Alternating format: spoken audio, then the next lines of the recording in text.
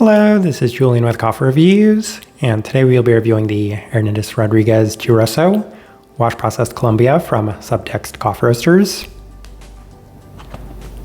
And there's the bag right there. And Subtext, based out of Toronto, Ontario, and they're a coffee roaster that's appeared on this channel on numerous occasions, including our recent review of the Río Muñoz Ortega Ají, a different wash-processed Colombian coffee. And in the same way that coffee caught my interest because it is of the Ají varietal, this one caught my interest because it is of the Chiroso varietal. And when it comes to reviewing wash-processed Colombian coffees, I do like to branch out and try the varietals that have become a bit more popular over the last couple of years, including the Chiroso varietal. So it'll be interesting to see how this one turned out, as this right here is day 58.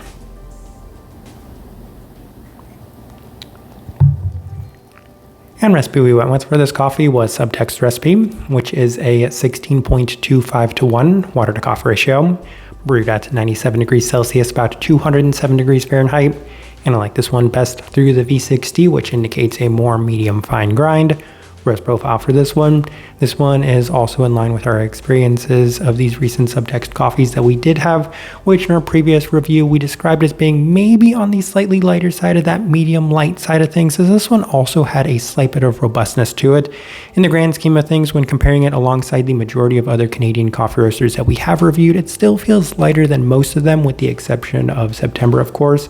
So for that reason, we will say that it does still skew on that more medium light, slightly lighter side of that by most standards and metrics. With all that out of the way, let's go ahead and start discussing this coffee.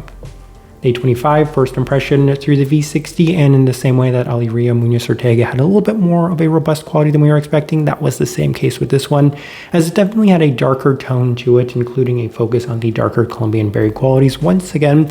However, this one opened up a little bit more as it cooled down, offering a slight spiced savory tea quality as well as some slight candied aspects. So there's plenty in this first impression, so it definitely had an interesting first try. And when comparing these two coffees alongside each other, I felt like that one had a little bit better sweetness, but this one just had a little bit more depth to it. So it's going to be interesting to see how both of these coffees went. And on day 28, we opted for the Chemex, and the coffee was still nice, but not quite as good today, as it still has plenty of those darker Colombian berry qualities to it, but also a slight savory tomato in the aroma that's also presenting in the cup itself.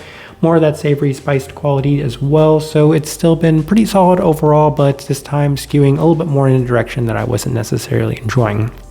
Day 31 to the UFO brewer, and there's still a little bit of savoriness in both the aroma and the cup itself, as it does continue to remain on the darker fruit side of things. However, there's also a slight stone fruit coming through in the cool down with more of the spiced tea qualities as well. So this one was offering an abundance and definitely a bit of a roller coaster experience. So savory right at the forefront, more of those darker Colombian berry qualities to it, and then a nice, really enjoyable stone fruit quality, and then the finish continuing to skew in that savory spiced tea aspect as well. So lots in this one. We'll go ahead and move on to day 34, as we opted for the V60 with Subtext recipe, and the coffee was surprisingly the best it had been to this point. I definitely had some reservations about upping the extraction, even if it's a very minor increase in the extraction from our standard recipe with these Subtext coffees, largely because of how robust they were turning out when we first started working with them. But this one seemed to work out when we made that adjustment, as there's a slight savoriness in the aroma, but it's presenting a generally cleaner experience overall. More of a creamy texture with a higher level of sweetness and plenty of the Chiroso herbal qualities, giving it this interesting cherry cream soda feel, which was much better. I actually really enjoy cherry cream soda, so for that reason, the increased sweetness definitely did seem to help this experience. Day 37 to the Chemex with Subtext recipe, and the coffee is very good again today by continuing to have an excellent balance of sweetness as well as just brightness as well. Plenty of dark fruit qualities with a bit of the illicit black cherry to go alongside that herbal quality, and a floral spiced tea in a jasmine-like sense as well. So an abundance of qualities once again. Really enjoying the depth that this coffee was offering. On day 40, we opted for the V60 with Subtext recipe, and it was consistent in the sense, well, it was the best in terms of consistency of all of the Subtext coffees that we are working on in this series. We are doing 3 Colombian coffees, and at this moment, they're the Río Muñoz Ortega, the Francie Marin, and this coffee right here. But this one right here definitely had the most consistency, and it was largely because it had great balance and a very nice level of sweetness that didn't really seem to waver. Alongside that, the slight savory tomato quality has also been pretty consistent for better or worse within this one, as every time I brewed it, you know what's funny? Working on 3 Colombian coffees with the exception of the Francie Marine, I could have lost whichever one I was brewing each time I brewed it, largely because they're both washed Colombian coffees. And whenever I brewed this coffee, I always said, this one reminds me of tomato, and then I would look at my notes and I'd said, okay, yeah, that's because every single time I brew this coffee, it reminds me of tomato. So once again, that seems to be the case each and every time we brewed it. Pretty rich and dark sweetness yet again, so I didn't really mind, largely because it was fleeting. It's there every single time I brew it in the aroma, in the cup itself, but given that there's so many other qualities to it, I really did not mind. Day 43 through the Chemex, and there's a similar sentiment to previous days, as it does have a nice level of sweetness and brightness and a slight bit of that savory tomato quality again. The rest of the cup does have a notable peachiness, which did seem to grow upon this one every single time we brewed it, so that has been a bit more consistent with our previous Subtext experiences, where we noticed that they improved incrementally each and every time we worked with those coffees. Dark berry quality to go along with a nice level of cleanliness, so this one was better all around. Day 46, final notes we have through the V60, and the coffee still has that tomato-like savoriness in the finish, but is mostly highlighted by the dark berry cherry qualities and a vibrant, almost lemongrass-like brightness to go alongside a very abundant peachiness that is presented within the finish, and that's probably why I enjoyed this coffee more than the others, because it did have that peachy finish to it. All right, let's go ahead and put up the tasting wheel so you can see what we're getting.